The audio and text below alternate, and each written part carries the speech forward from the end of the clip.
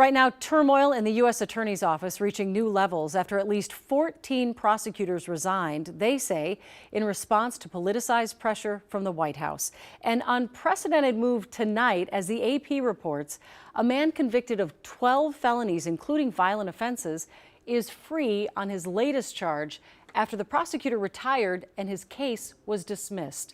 Corey McKay was facing up to a quarter-century behind bars with a drug trafficking charge. Joe McCoy has a closer look at the case. Yeah, Julie, Corey McKay was scheduled to face trial in just a few weeks for trafficking nearly 10 pounds of meth. But when the prosecutor on the case unexpectedly retired last month, the U.S. Attorney's Office dropped the case and McKay was a free man.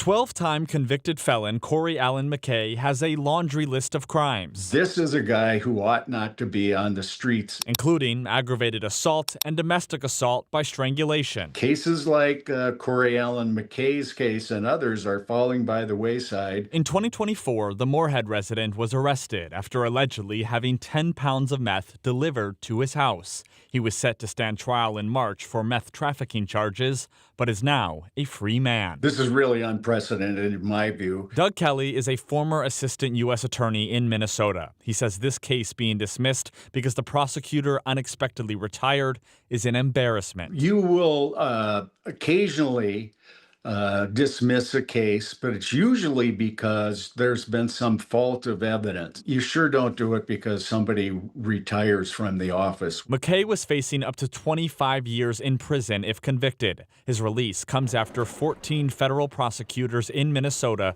resigned earlier this year. Drug cases, by the way, are about as simple a cases as the U.S. attorneys have.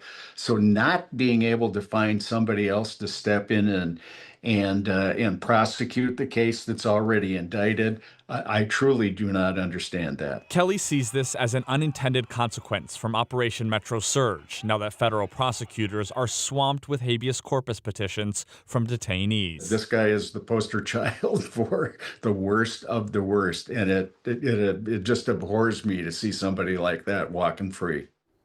The Associated Press reports that the Minnesota U.S. Attorney's Office dropped 2 other drug trafficking cases this year, including one where investigators say they found a man in possession of 7,600 fentanyl pills and 15 pounds of cocaine.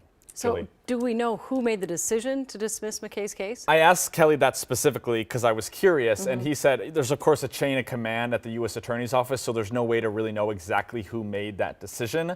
But of course, it's one that, as he said, is unprecedented in his view. All right. Thank you, Joe.